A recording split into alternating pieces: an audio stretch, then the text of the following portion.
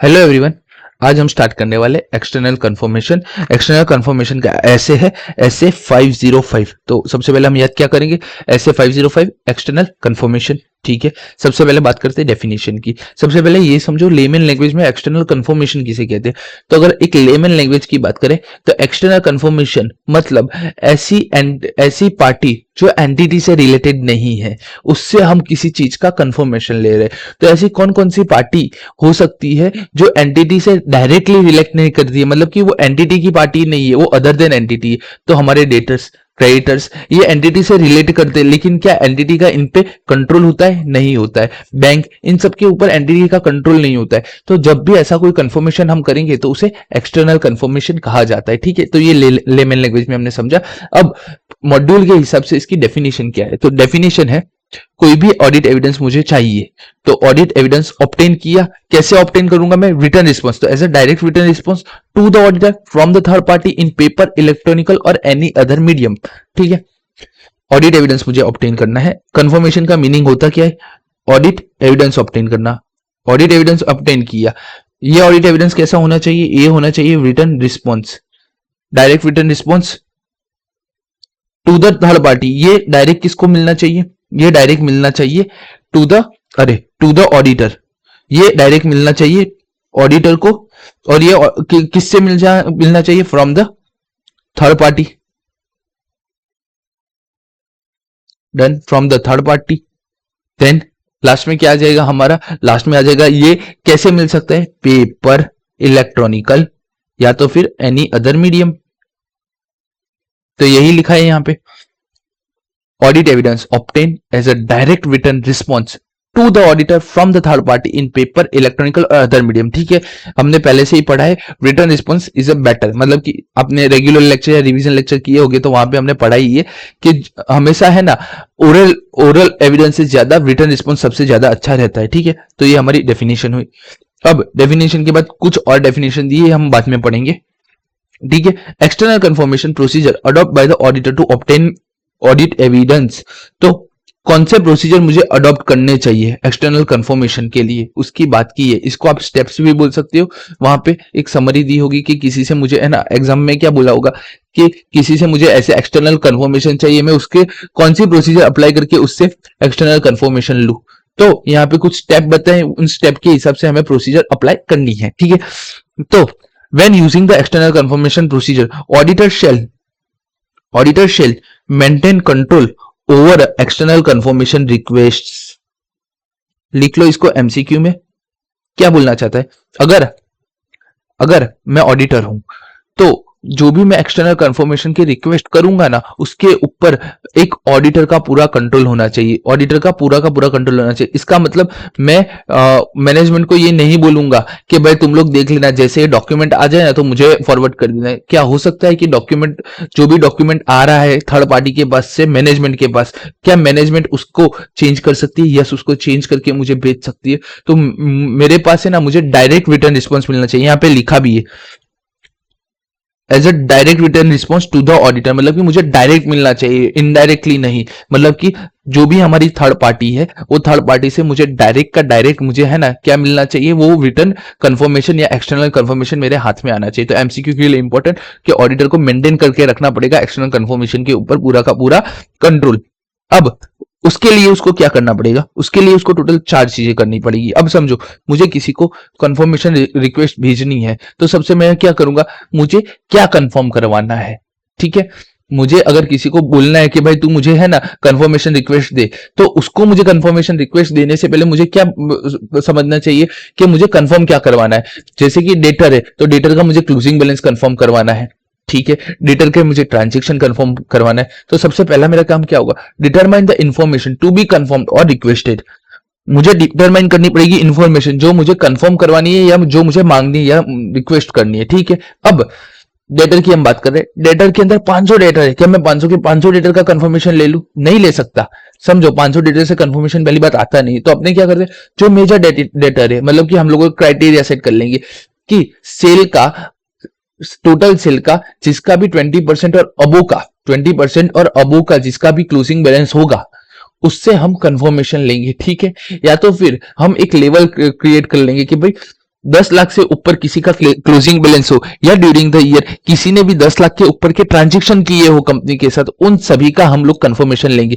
तो select the appropriate confirming party. अब जैसे ही हम ये क्राइटेरिया सेट करेंगे तो 500 से सीधे हमारे डेटर्स हो जाएंगे 100 के, ठीक है।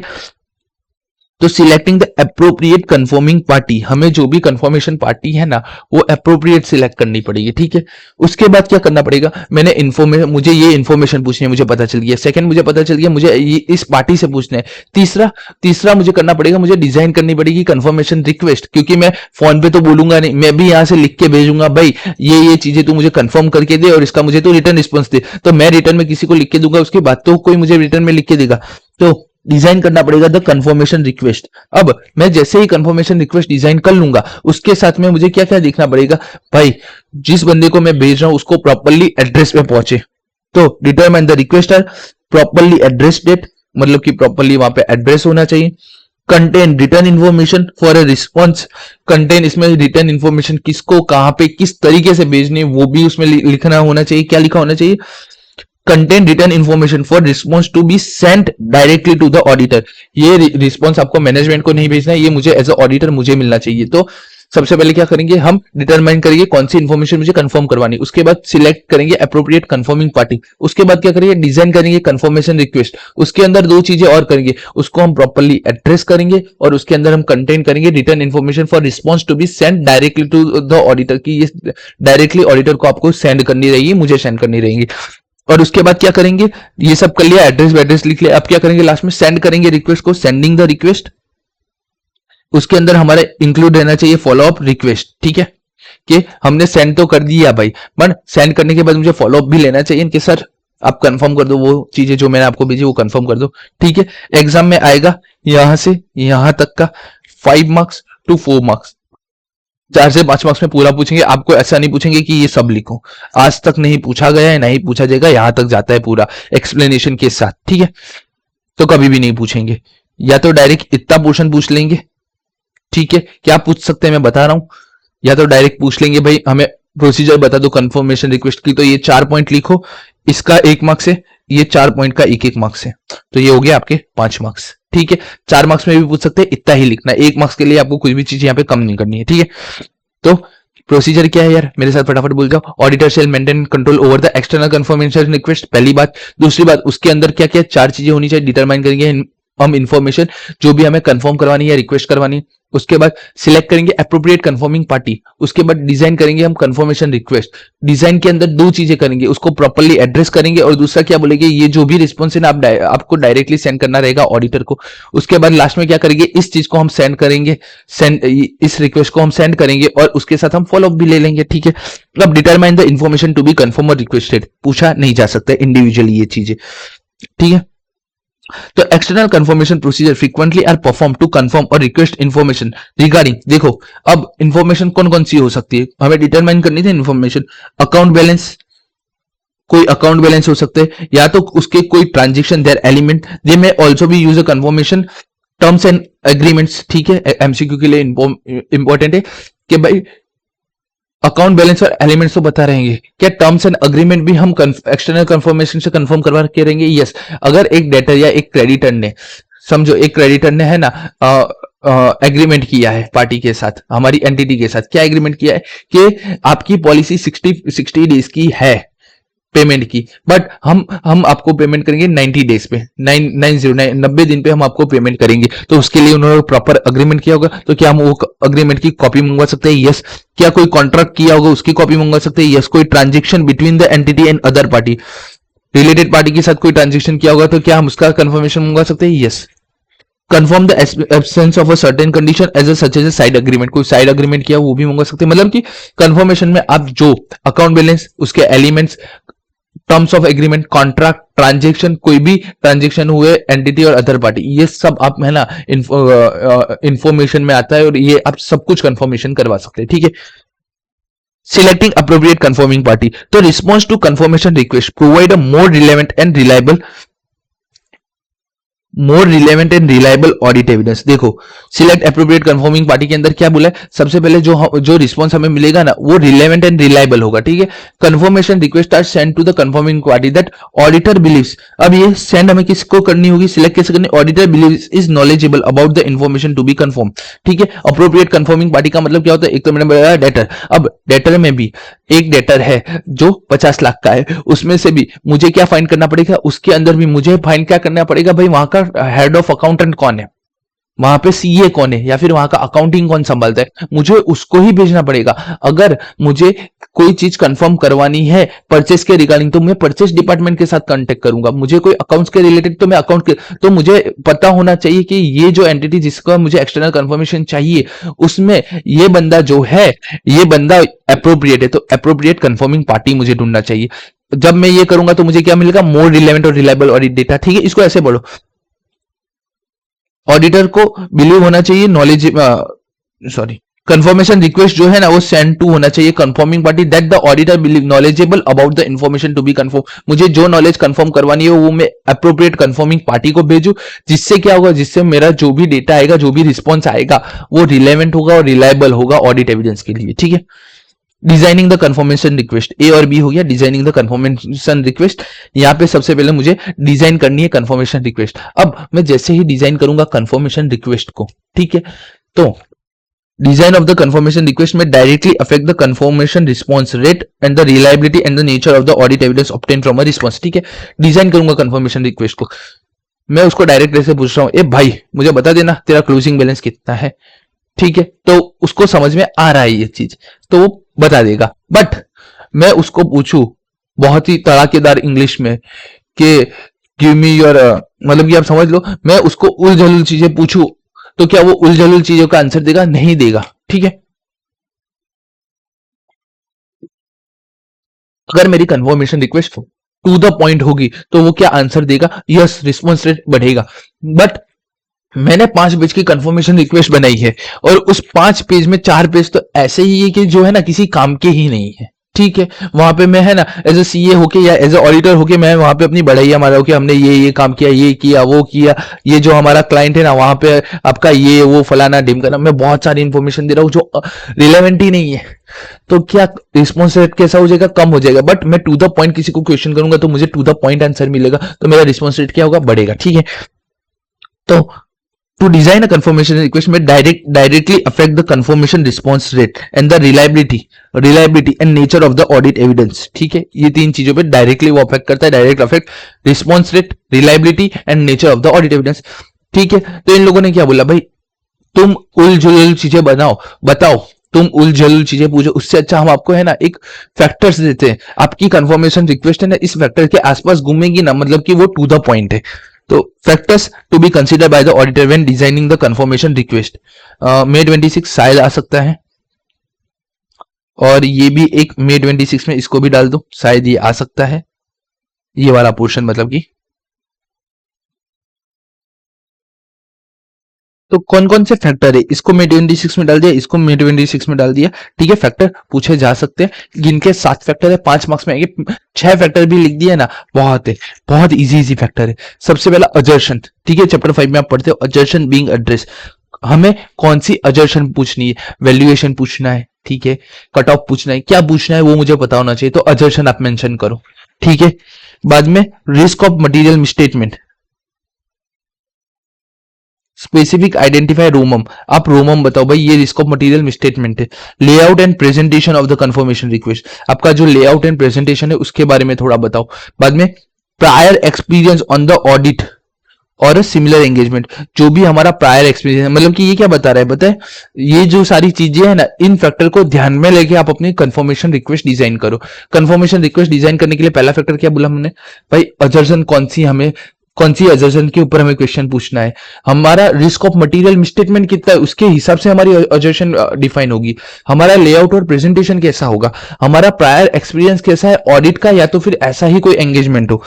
मेथड ऑफ कम्युनिकेशन, कैसे हम मेथड ऑफ कम्युनिकेशन से करेंगे, पेपर से करेंगे, इलेक्ट्रॉनिकल करेंगे, ईमेल भेजेंगे, क्या करेंगे। बाद में मैनेजमेंट का ऑथोराइजेशन होना चाहिए, ठीक है। ठीक है, and ability of intendant confirming party to confirm और प्रोवाइड, ठीक है, ये लास्ट वाला छोड़ दो, ये 6 चीजें है ना अपने याद कर लेते हैं कि कौन कौन से फैक्टर कंसीडर करने चाहिए कंफर्मेशन रिक्वेस्ट डिजाइन करते वक्त। टोटल 7 फैक्टर है, उसमें से पहला फैक्टर है अर्जर्शन कौन सी हमें पूछनी है, दूसरा रिस्क ऑफ मटेरियल मिसस्टेटमेंट क्या है, तीसरा लेआउट एंड प्रेजेंटेशन हमारा क्या होना चाहिए कंफर्मेशन रिक्वेस्ट का, चौथा जो भी हमारा प्रायर एक्सपीरियंस है ऑडिट का या तो फिर उसके ही जैसे सिमिलर एक्सपीरियंस का उसका यूज करो, मेथड ऑफ कम्युनिकेशन, मैनेजमेंट का ऑथराइजेशन, और लास्ट वाला क्या है, लास्ट वाला है हमारा ability of intended confirming party to confirm और provide the request, ability of the intend of a confirming party to confirm और प्रोवाइड द रिक्वेस्टेड इन्फॉर्मेशन। क्या बोल रहा है लास्ट वाला, बोल रहा है कि कंफर्मिंग पार्टी क्या इंफॉर्मेशन जो आपने मांगी है वो देना भी चाहता है कि नहीं चाहता है, या उसके पास वो एबिलिटी नहीं है कि वो दे पाए। आप परचेस डिपार्टमेंट से पूछ रहे हो कि भाई सेल कितना हुआ है, एग्जांपल आप आईसीआईसीआई बैंक में जा रहे हो, एचडीएफसी बैंक का अकाउंट नंबर, तो वो क्या एबल है, वो आईसीआईसीआई बैंक वाला क्या एचडीएफसी बैंक का स्टेटमेंट निकाल सकता है, नहीं निकाल सकता है, तो एबिलिटी कितनी है जिससे हम रिक्वेस्ट कर रहे हैं, क्या वो अथॉरिटी धराता है कि वो मुझे वो कंफर्मेशन दे पाए। ठीक है, तो ये टोटल 7 चीजें हैं, एक बार फिर से, assertion being addressed, specific identify risk of material misstatement, layout and presentation of the confirmation request, prior experience of a audit or a similar engagement, method of communication, management का authorization होना चाहिए, ability of the intended confirming party to confirm or provide the requested information। ठीक है, यही सब है, ठीक है। पॉजिटिव कंफर्मेशन, ठीक है, देखो किसी क्वेश्चन के साथ इसको 2 मार्क्स में पूछना होना तो पूछ सकता है, ठीक है, कि पॉजिटिव कंफर्मेशन रिक्वेस्ट का मीनिंग क्या है। तो positive external confirmation request ask the confirming party to reply to the auditor in all case, मतलब कि पॉजिटिव कंफर्मेशन आपको पॉजिटिव बोलना है, आपको नेगेटिव बोलना है, जो भी बोलना है यहाँ पे बोलो। आप पूछ रहे हैं अकाउंटिंग बैलेंस कि आपका 5 लाख का है, आप मुझे बताओ, तो क्या होगा पॉजिटिव कंफर्मेशन, वो कंपलसरी उसको बताना ही पड़ेगा कि हाँ भाई हमारा जो क्लोजिंग बैलेंस है ना इस पार्टी के साथ इतने रुपए का है, ठीक है। Either by indicating confirming party agreement with the given information or by asking a confirming party to provide information. Response to a positive confirmation request, ordinary is expected to provide a reliable audit evidence। ठीक है, main line के positive confirmation से जो भी हमें response मिला होगा ना वो हम मान के चलते हैं कि वो रिलायबल होना चाहिए, ठीक है। बट उसके बावजूद there is a risk however that confirming party may reply to the confirmation request without verifying that the information is corrected। ठीक है, पहला देखो ऊपर का सब भूल जाओ, पहला पॉइंट आप ये लिखो, दूसरा पॉइंट आप ये लिखो, खत्म। मुझे 3 पॉइंट यहां से अपने ने लिख दिया ना बहुत है, क्योंकि ये 2 मार्क्स में आएगा, उससे ज्यादा नहीं आएगा अगर पॉजिटिव कंफर्मेशन रिक्वेस्ट पूछेंगे तो पहला पॉइंट क्या होगा हमारा, response of the positive confirmation request, ordinary is expected to provide a reliable audit evidence. क्योंकि मैं सामने वाले को बोल रहा हूं कि भाई 5 लाख का है, 5 लाख का क्लोजिंग बैलेंस तेरे पास है या नहीं है भाई, तू मुझे बता, और वो बता रहा है कि हाँ भाई मेरे पास यहाँ पे 5 लाख क्लोजिंग बैलेंस बोल रहा है, बट यहाँ पे एक रिस्क है। क्या रिस्क है, क्या वो वेरीफाई करेगा, क्या वो वेरीफाई करेगा हर इंफॉर्मेशन को, शायद नहीं भी कर सकता है, शायद कर भी सकता है। तो यहाँ पे एक रिस्क है कि वो विदाउट वेरीफाइंग इंफॉर्मेशन हमें बता दे और हम उसको करेक्ट मान ले। अगर वो विदाउट वेरीफाइंग इंफॉर्मेशन बता रहे तो हम उसके लिए क्या कर सकते हैं, auditor may reduce this risk, auditor ये रिड्यूस कर सकता है risk by using a positive confirmation, do not state the amount on the confirmation request and ask a confirming party to fill in the amount or furnish other information. क्या बोल रहा है ये, मैं एज अ ऑडिटर में मुझे ये risk reduce करना है तो मैं क्या पूछूंगा, भाई तुम बताओ ना तुम्हारा क्लोजिंग बैलेंस कितना बोल रहा है, तो क्या आप उसको वेरीफाई करके मुझे बताना पड़ेगा, वो अंटे संटे तो नहीं लिख सकता है। पहले मैं पूछ रहा था कि आपका 5 लाख का है, वो मुझे यस बोल रहा था, बट अब मैं क्या बोल रहा हूं, भाई आपका बैलेंस मुझे बताओ। अगर मैं उसको पूछूंगा आपका बैलेंस कितना है क्लोजिंग बैलेंस इस पार्टी के साथ, तो क्या वो मुझे बताएगा, यस वो मुझे बताएगा। तो अब जब वो मुझे बताएगा तो क्या इससे रिड्यूस हो सकता है रिस्क, यस इससे रिड्यूस हो सकता है रिस्क। इस टाइप के इंफॉर्मेशन को हम ब्लैंक कंफर्मेशन रिक्वेस्ट बोलते हैं, और ब्लैंक कंफर्मेशन रिक्वेस्ट करोगे तो एमसीक्यू के लिए लोअर रिस्पॉन्स रेट होगा, because additional effort is required to a confirming party. ठीक है, फर्स्ट सेकेंड थर्ड आप बताओ कि रिस्क कैसे रिड्यूस हो सकता है, और फोर्थ बता दो ब्लैंक कंफर्मेशन इसे कहते हैं और इससे लोअर होता है। देखो पहला चीज क्या है भाई, पहला चीज है हम जो भी पॉजिटिव कंफर्मेशन करेंगे हम मानेंगे वो रिलायबल इंफॉर्मेशन होगा, लेकिन यहाँ पे एक रिस्क है। रिस्क क्या है, जो भी कंफर्मिंग पार्टी है वो विदाउट वेरीफाइंग इन्फॉर्मेशन सही है या गलत है वो मुझे बता देगी। इस रिस्क को रिड्यूस करने के लिए मैं क्या कर सकता हूँ, मैं अपनी कंफर्मेशन रिक्वेस्ट में कोई भी अमाउंट नहीं दूंगा और कंफर्मेशन रिक्वेस्ट करूंगा और कंफर्मिंग पार्टी को बोलूंगा भाई तू बता कि तेरे में कितना क्लोजिंग बैलेंस बोल रहा है या तू ये अमाउंट मुझे भर के दे। ऐसे ऐसे कंफर्मेशन रिक्वेस्ट को ब्लैंक कंफर्मेशन कहते हैं और जब भी ब्लैंक कंफर्मेशन रिक्वेस्ट होती है तब रिस्पॉन्स रेट हमारा लोअर हो जाता है। उसका रीजन क्या है, यहाँ पे एक एडिशनल एफर्ट मानना पड़ सकता है हमको, ठीक है। देखो लास्ट डिटरमाइन करो प्रॉपरली एड्रेस रिक्वेस्ट, जो भी हमने एड्रेस वहां पे जो भी लिखा है वो प्रॉपरली है कि नहीं है वो बता दो, ठीक है। अब पॉजिटिव कंफर्मेशन रिक्वेस्ट के साथ साथ है ना, ये भी आप एक पढ़ लो।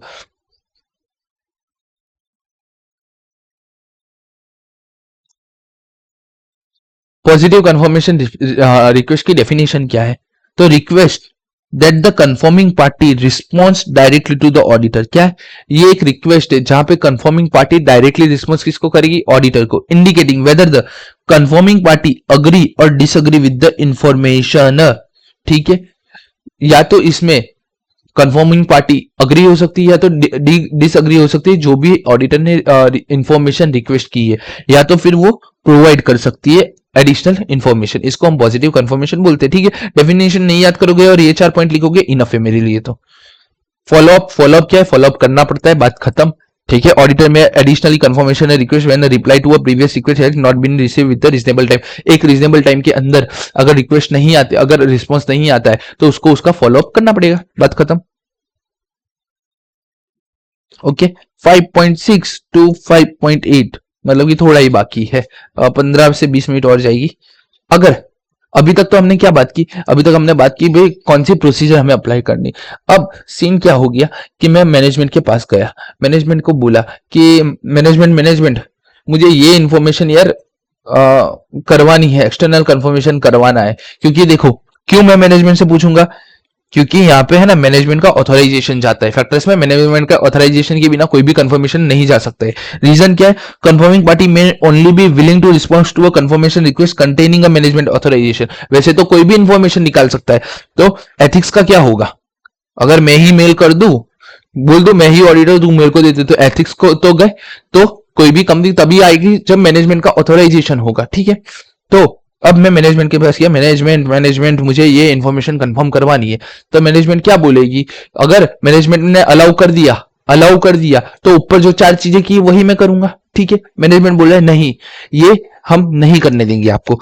Management refuse to allow the auditor to send confirmation request, step taken by the auditor. तो उस टाइम पे कब क्या करेगा, अगर अलाउ नहीं कर रहा है मैनेजमेंट, रिफ्यूज कर रहा है, मुझे रिफ्यूज कर रहा है कि तुम भाई मत भेज, तब क्या करेगा, तो तब ऑडिटर क्या करेगा, सबसे पहले करेगा जो भी मैनेजमेंट का रीजन है, भाई तू इंक्वायरी करेगा मैनेजमेंट के रीजन की। तू मना कर रहा है मैनेजमेंट, तू मुझे मना कर रहा है तो उसका रीजन तो बता।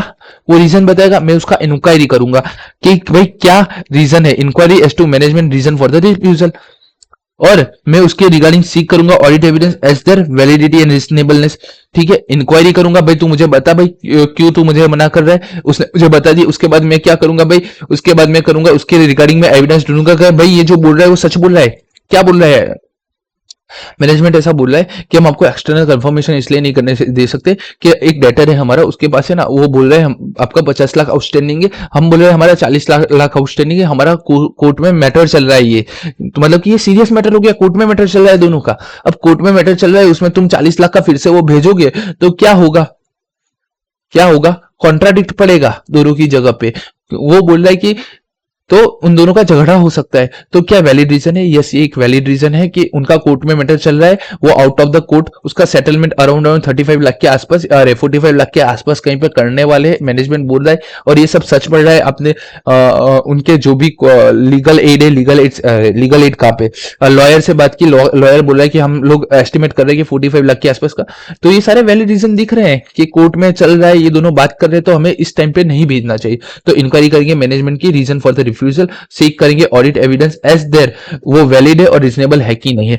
Evaluating the implication of the management refusal on the auditor assessment, relevant risk of material misstatement। हमें अब बात इवेल्यूएट करनी पड़ेगी इम्प्लीकेशन कि हमारा रिस्क ऑफ मटेरियल मिसस्टेटमेंट कितना चेंज हो रहा है। देखो मुझे मैनेजमेंट ने मना कर दिया 40 लाख का डेटा आप मत करो इसको एक्सटर्नल कंफर्मेशन। अब मैं क्या करूंगा, इवल्यूएट करूंगा भाई इससे मेरा रिस्क ऑफ मटेरियल मिसस्टेटमेंट कितना चेंज होगा। तो evaluate the implication of management refusal on the auditor assessment of the relevant risk of material misstatement, कि मेरे रिस्क ऑफ मटेरियल मिसस्टेटमेंट में कितना इम्प्लीकेशन आ रहा है वो मैं इवल्यूएट करूंगा। ठीक है,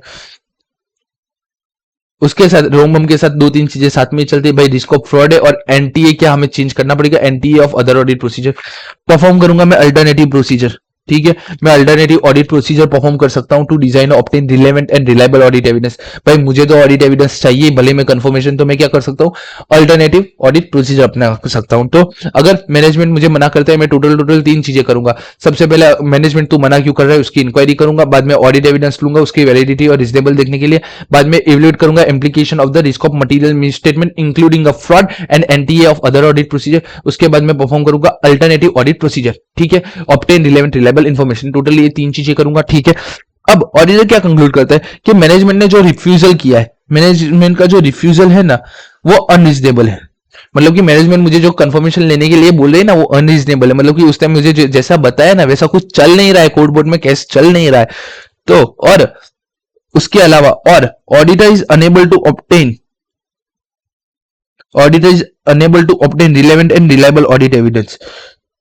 इन दोनों में से कोई भी हो, अगर रिफ्यूजल किया वो अनरीजनेबल था या ऑब्टेन किया relevant and reliable audit evidence, alternative audit जो रिलेवेंट और रिलायबल ऑडिट एविडेंस चाहिए थे ना वो नहीं मिल पा रहे, तो क्या करेंगे हम कम्युनिकेशन करेंगे विद टीसीडब्ल्यूजी विद एसए 260 और auditor shall determine implication of audit and the auditor's opinion in accordance with SA 705। ठीक है, अगर मैनेजमेंट ने रिफ्यूजल कर दिया तो क्या करेंगे, सबसे पहले इंक्वायरी करेंगे मैनेजमेंट की और ऑडिट एविडेंस लेंगे वैलिडिटी और रिजनेबलनेस की कि जो भी वो रीजन दे रही है वो सही है या नहीं है।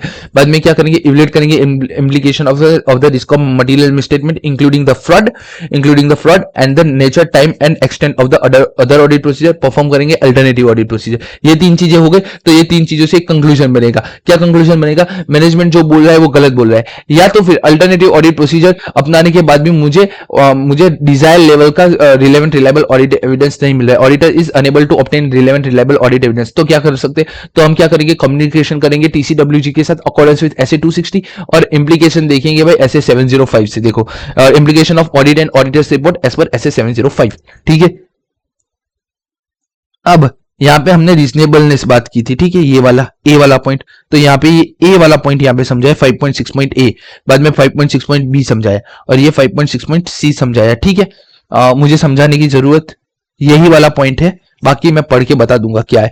अब एग्जाम में पूछा जा सकता है 3 मार्क्स के लिए भाई कौन कौन से ग्राउंड पर मैनेजमेंट का जो रिफ्यूजल है ना वो मैं रीजनेबल मानूंगा, क्योंकि हर ग्राउंड में तो मैं रीजनेबल नहीं मान सकता हूँ, किन किन ग्राउंड पे मुझे रीजनेबल मानना चाहिए। तो a refusal by the management to allow the auditor to send a confirmation request is the limitation on the audit evidence। सबसे पहला ये जो रिक्वेस्ट जो रिफ्यूजल बाय द मैनेजमेंट हुआ है ना, ये लिमिटेशन है एक तो ऑडिट एविडेंस ऑब्टेन करने पे। The auditor may wish to obtain, auditor is therefore required to inquiry as the reason for the limitation.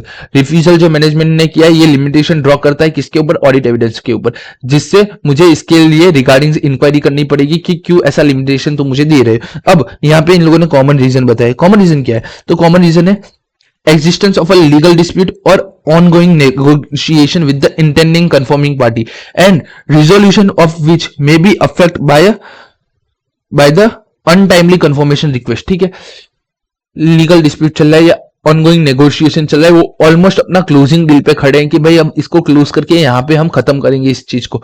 अब इस टाइम पे मैं कंफर्मेशन रिक्वेस्ट भेज दूंगा अनटाइमली, तो क्या ये अफेक्ट करेगी इनके रिजोल्यूशन पे, यस ये अफेक्ट करेगी। तो ये एक कॉमन रीजन है। ठीक है, the auditor is required to seek audit evidence, auditor का काम क्या है यहाँ पे ऑडिट एविडेंस सीक करना और उसका वैलिडिटी और रिजनेबलनेस तपासना।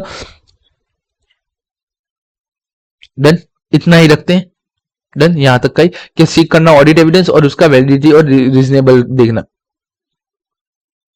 इसमें आगे लिखा है कि भाई वो फ्रॉड या एरर करना चाहते हैं, ठीक है नहीं लिखोगे तो चलेगा। Implication of the assessment of the risk of material misstatement, ठीक है। The auditor may conclude that it would be appropriate to revise the assessment, मैंने पहले ही बोल दिया था रिवाइज करेंगे हम रोमम को, ठीक है। तो इम्प्लीकेशन में रिवाइज रोमम करना है कि नहीं करना है वो देखना पड़ेगा, ठीक है।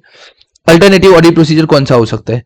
तो अगर अकाउंट रिसीवेबल का बैलेंस है तो मैं क्या कर सकता हूं, सब्सिक्वेंट कैश पेमेंट देख सकता हूं, शिपिंग डॉक्यूमेंट देख सकता हूं, सेल देख सकता हूं नियर पीरियड का। अकाउंट पेएबल का बैलेंस मुझे वेरीफाई करना है तो सब्सिक्वेंट कैश डिसबर्समेंट देख सकता हूं, भाई कैश कितना दिया है। करस्पॉन्डेंस फॉर थर्ड पार्टी देख सकता हूं, मतलब कि डेटर क्रेडिटर्स के लिए हमने जो चेक करते हैं वही चेक करना है, ठीक है। एग्जाम में पूछने के चांसेस बहुत कम है, बट मैं इसलिए बढ़वा रहा हूं कि अगर 2 मार्क्स में पूछ ले कि अल्टरनेटिव सीधा पूछ लेगा अकाउंट रिसीवेबल बैलेंस या तो account payable balance, external confirmation कैसे होगा? अगर एक्सटर्नल कंफर्मेशन नहीं है तो कैसे होगा? तो एग्जामिन करेंगे स्पेसिफिक सब्सिक्वेंट कैश को, शिपिंग डॉक्यूमेंट चेक कर लेंगे, sales near as the period check कर लेंगे, ठीक है। अकाउंट पेएबल की बात करेंगे तो सब्सिक्वेंट कैश डिसबर्समेंट देख लेंगे, बाद में अदर रिकॉर्ड देख लेंगे और गुड रिसीव नोट्स देख लेंगे, ठीक है। देखो यहाँ पे एक इलस्ट्रेशन देखते हैं। While conducting of audit of AB limited, the auditor of KKLM associated chartered accountant observe that are large number of trade payable and receivable standing in the books of account as on 31st March. The auditor want to send a confirmation request to few trade receivable but management refuse the auditor to send a confirmation request. 3 point और नीचे 2 चीजें लिखी थी वही है, ये देखो 3 point और नीचे 2 चीजें लिखी थी वही आ गई। अब लास्ट 2 चीजें बाकी, 10 मिनट जैसा लगेगा और हमें नेगेटिव कंफर्मेशन, सबसे पहले नेगेटिव कंफर्मेशन का मीनिंग पढ़ते हैं।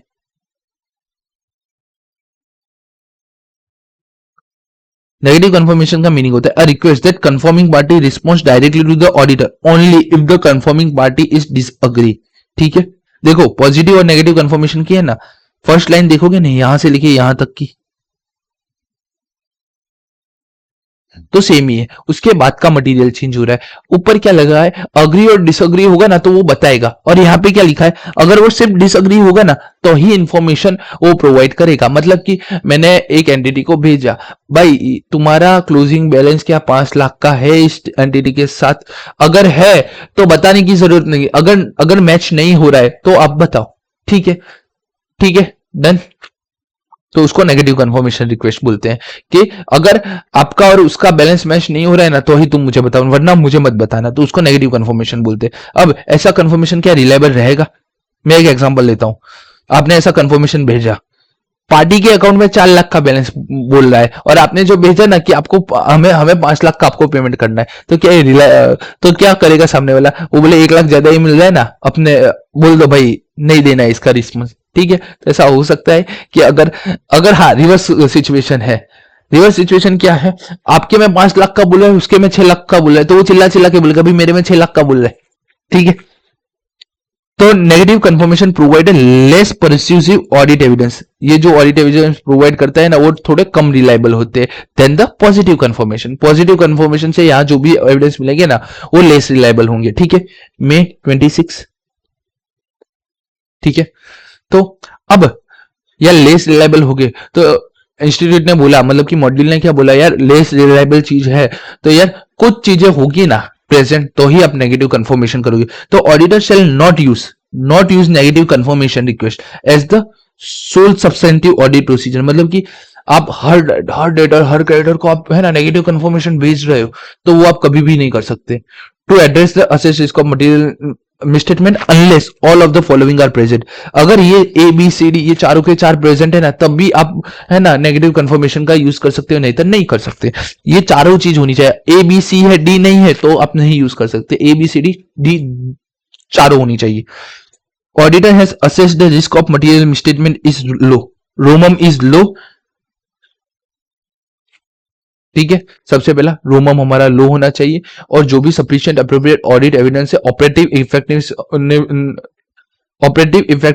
Effectiveness of the control relevant to assertion, मतलब कि क्या बोल रहा है, रोमम आपका लो होना चाहिए, पहला रोमम लो होना चाहिए, और ऑब्टेन करो sufficient appropriate audit evidence regarding the operating effectiveness of the control relevant to the assertion. मतलब कि जो चीज आप कंफर्म करवाना चाहते हो, जो अजर्शन आप कंफर्म करवाना चाहते हो थर्ड पार्टी से, उसके रिलेटेड कंपनी के जो ऑपरेटिंग इफेक्टिवनेस कंट्रोल है ना वो मजबूत है। अगर वो मजबूत है और रोमम भी लो है तो आप जा सकते हो नेगेटिव कंफर्मेशन के लिए। उसके बाद population of items subject to the negative confirmation is large number of a small homogeneous account balance transaction और condition.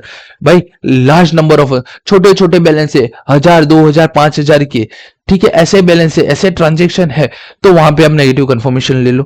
Low exception rate is expected, आपको जो एक्सेप्शन होगा मतलब कि जो चेंज होगा ना दोनों का, आपको लगता है वो बहुत ही कम होगा, ठीक है। Auditor is not aware of circumstances or condition that would cause the reception of the negative confirmation. Auditor aware नहीं है सर्कमस्टांसिस और कंडीशंस के रिगार्डिंग कि अगर मैंने नेगेटिव कंफर्मेशन रिक्वेस्ट किया तो क्या होगा। ओके, तो ये चार चीजें, पहली क्या है, रोमम लो है और जो ऑपरेटिंग इफेक्टिवनेस है कंट्रोल के वो बहुत ही मजबूत है। लार्ज नंबर में स्मॉल होमोजीनियस अकाउंट बैलेंस है, ट्रांजेक्शन है, कंडीशन है। उसके अलावा very low expectation exception rate is expected है, और कोई हमें अवेयर नहीं है सर्कमस्टेंस और कंडीशन, अगर हम नेगेटिव कंफर्मेशन करेंगे तब तक आप नेगेटिव कंफर्मेशन कर सकते हो, ठीक है। देखो ये है ना, आप खुद पढ़ लेना या मैं पढ़ा दूं, ये इतना पोर्शन आप खुद पढ़ लेना यार, मतलब कि इजी इजी पोर्शन है, इसके लिए 2-3 मिनट मुझे अपनी वेस्ट नहीं करनी है, ठीक है। नेक्स्ट हम पढ़ेंगे अब लास्ट 5.8 के इवल्यूट हम कैसे करेंगे जो भी हमें एविडेंस ऑब्टेन होगा। Evaluating the evidence obtained, तो auditor shall evaluate whether the result of external confirmation procedure provide relevant and reliable audit evidence, whether performing क्या बोल रहे हैं, हमने रिलेवेंट और रिलायबल ऑडिट एविडेंस है कि नहीं है वो हम कैसे चेक करेंगे। तो उसके लिए इन लोगों ने 4 चीजें बोली है। When the evaluating the result of individual external confirmation request, पहले क्या बोले, हमें इंडिविजुअली सारी की सारी कंफर्मेशन रिक्वेस्ट को इवेल्युएट करना पड़ेगा और उसको इन 4 कैटेगरी में डाल दो, ABCD, ठीक है, ABCD इन 4 कैटेगरी के अंदर डाल दो सबसे पहले। तो पहली कैटेगरी क्या है, पहली कैटेगरी अपने लेते a response deemed unreliable, response आया है सामने से बट आपको अनरिलायबल लग रहा है, ठीक है, ऑडिटर की इंस्टिंक्ट्स बोल रही है कि ये है ना अनरिलायबल है। नन रिस्पॉन्स, आपने रिक्वेस्ट भेजी उसका कोई रिस्पॉन्स नहीं आया है। रिस्पॉन्स इंडिकेट एन एक्सेप्शन, मतलब कि एक्सेप्शन, आपने बोला 5 लाख का बैलेंस है और आपके ड्यूरिंग द ईयर ट्रांजेक्शन जो हुआ है ना उसका टोटल 1 करोड़ रुपए है। तो अब रिस्पॉन्स आया कि आप जो बोल रहे हो हमारा क्लोजिंग बैलेंस 5 लाख का है बट हमारे ड्यूरिंग द ईयर जो ट्रांजेक्शन हुए ना वो 1 करोड़ 20 लाख के, मतलब कि एक्सेप्शन क्या है, क्लोजिंग बैलेंस के रिलेटेड नहीं है, ट्रांजेक्शन के रिलेटेड है। मतलब कि ड्यूरिंग द ईयर हमने परचेस आपकी बात से 1 करोड़ 20 लाख का किया है, 1 करोड़ का नहीं किया, मतलब कि एक्सेप्शन है। और पहला response by appropriate confirming party indicate agreement with the information provide in the confirming party. देखो information without response indicating without exception, ठीक है, ऐसे ले लो। Response by appropriate confirming party indicate agreement with the information provide, जो भी हमने information provide की वो उसके साथ अग्रीमेंट कर रहा है, ठीक है। डीम्ड अनरिलायबल है, नन रिस्पॉन्स है, और रिस्पॉन्स इंडिकेटिंग एन एक्सेप्शन है। ये हमारा हो गया, ये मैंने कहीं पे तो देखा था, याद नहीं आ रहा है। ये हो गया हमारा I love you as a friend, exception, non response, I love you का कोई रिस्पॉन्स ही नहीं दिया, रिस्पॉन्स डीम्ड अनरिलायबल, वो बोल रही है सामने वाली या सामने वाला आई लव यू बट आपको भरोसा नहीं आ रहा है, और यहां पे उसने बोल दिया तू ही है मेरी एक जिंदगी। डन। तो यहाँ पे लड़का या लड़की दोनों मैटर, और क्या बोल रहे हैं भाई तू ही है मेरी एक जिंदगी, हम शादी तक साथ रहेंगे, शादी के बाद भी साथ रहेंगे, 60 साल के बुढ़े होंगे। दूसरा क्या है, बोला तो है बट मुझे डाउट हो रहा है कि यार ये साथ देगी कि नहीं देगी, या ये साथ देगा या नहीं देगा। नन रिस्पॉन्स, कोई रिस्पॉन्स ही नहीं दिया है, आपने पूछा वो आगे चली गई, ठीक है। And last I love you as a friend, जो बहुत चलता है ट्रेंड में, ठीक है।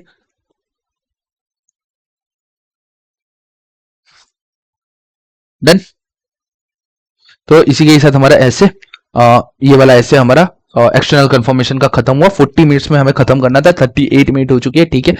2-3 बार इसका रिवीजन मार लेना तो ये खत्म हो जाएगा आपका काम यहाँ पे। ओके, मिलते हैं नेक्स्ट लेक्चर में।